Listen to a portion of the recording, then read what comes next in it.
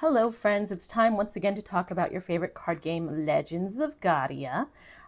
Today we're going to go back to basics a little bit. We're going to talk about the most essential and useful card in the entire deck that comes in this cute little box here. In addition to the beautiful 48 cards full of your favorite character illustrations, you get a card grid. And this card grid is all important in Legends of Gadia. Why? Because you are going to use this card grid as reference to find out how all 12 cards, as you can see they're all listed out here, are organized in terms of houses, innocence, eminence, and transcendence across the top there, and stratum across the side here, first, second, third, and fourth. So you've probably heard a little bit about what these houses entail, or these houses and stratum entail, or strata entail, I should say. But let me explain a little bit more about why this is so important. So the reason you want to use this card grid in Legends of Gadia is that this ensures that every card is useful, whether they are in a popular team up or not. So for example, if you have card 4, the maid, you know that you probably want to try to hook her up with a child somewhere so that you can have Purest Heart, which is one of the big 3 Grand Trinity team ups. Very powerful, defeats most things 2 cards or less. But say you don't have a child, right? You have just this maid by herself. Well, that limits her usability a little bit in that a pair of 4s, if you have another 4, will allow you to play her as a pair, which obviously is handy when you want to defeat a single card 1 house above her.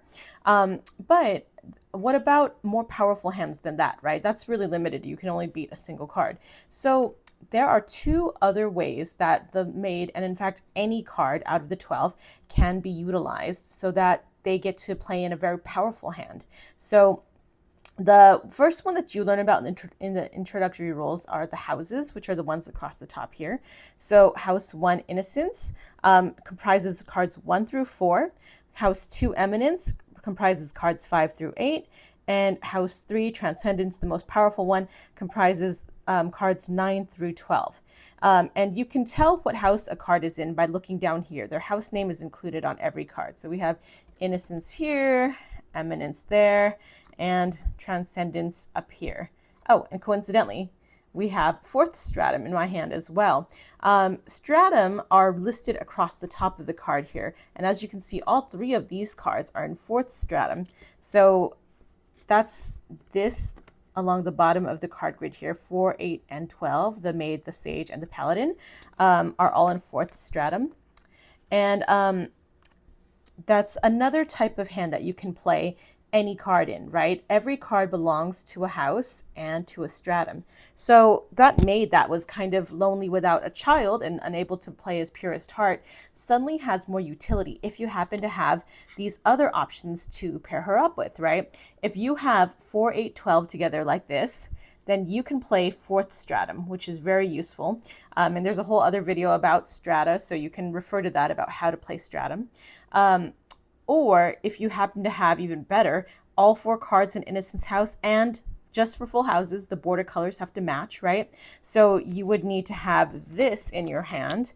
Card 4, along with card 1, so there's Purest Heart. But honestly, if you have this, you definitely want to prioritize the Innocence House full house, just because you get rid of 4 cards at once. This plays on top of anything, right? Like Purest Heart plays on top of anything 2 cards or less, but an Innocence House, just like every full house, can play on top of, all the team ups, all the strata. It's quite, and you get rid of 4 cards at once. So I would prioritize the full house, right? As I mentioned, only in the case of full houses, so only in the case of these 3, you need to match the border color. So if you're going to have a light bordered full house, they'll need to be light bordered 1, 2, 3, 4. And if you're going to have a dark one, you need to have all 4 of the cards. This is Eminence House here, cards 5 through 8. They are all dark bordered, as you can see. So that honestly, it's the whole reason that we have the border colors originally, is just to make it harder to get a full house because they are so powerful. Once you play a full house, the only thing that can beat it is a higher number full house. So if you're playing Innocence House here, it's not all that likely that one of your opponents will have one of the 2 higher houses, Eminence or Transcendence. they may have everybody's favorite move ever, which is the chaos pair, which is that pair of threes, you know, which that can play on top of any full house. But aside from the chaos pair, you know, there's very few things that can beat a full house, especially if you're playing Transcendence, right?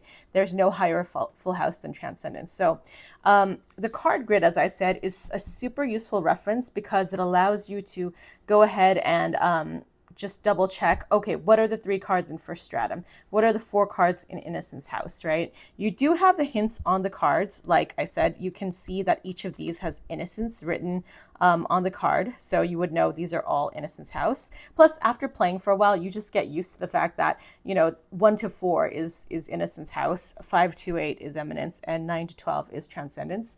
But if you needed that reminder, you could also double check on the cards. The stratum is also, it's a little bit less obvious, but it is still listed on the cards at the top here.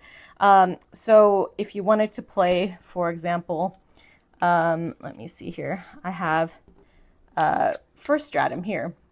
And for stratum, just like all the other hands, border color doesn't matter. You can mix and match as you please. It's only the full houses that require you to match the border color. So this here is first stratum, cards 1, 5, and 9. As you can see, 1, 5, and 9. And they do all say first stratum at the top, and they're all, you know, the strata are also color coded. So first stratum is purple.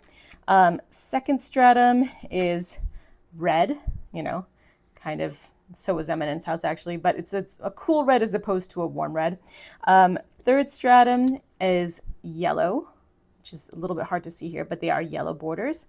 And our grand fourth stratum is blue. So anyway, you could also just read it says fourth or third or whatever else. But I tried to color or match the color code a little bit on the card grid, but because the strata are one theme color, as you can see, I've got the purple, the cool red, the yellow, and the blue there. And then the houses are a different color scheme, the Innocence green, the Eminent red, and then the Transcendent gold, right, are kind of represented there. But when you mix and match the colors, it's kind of hard to tell. So anyway, yeah, the colors, they're just to make it look, I guess, colorful and appealing. And then, you know, just go ahead and rely on the text maybe to remind yourself which 3 cards are in first stratum, which are in second stratum, you know, which cards are in Innocence House, Eminence House, Transcendence House. And yes, that is how the card grid in Legends of Gadia works. And one of the reasons you have so much flexibility and strategy in this game, you don't just have to rely on getting a full team up in your hand, right? You can use this to make any card potentially quite useful. So, thank you for learning with me. The Kickstarter for Legends of Gadia is currently on. It's very exciting. Don't miss your chance to own your copy of this exciting game with this beautiful gallery of gorgeous illustrations, not AI generated, by the way. We have 2 amazing artists who worked on this game that are linked in my Instagram. But yes, do come and support this lovely little indie game while you have the chance to do so. Legends of Gadia on Kickstarter, link in bio.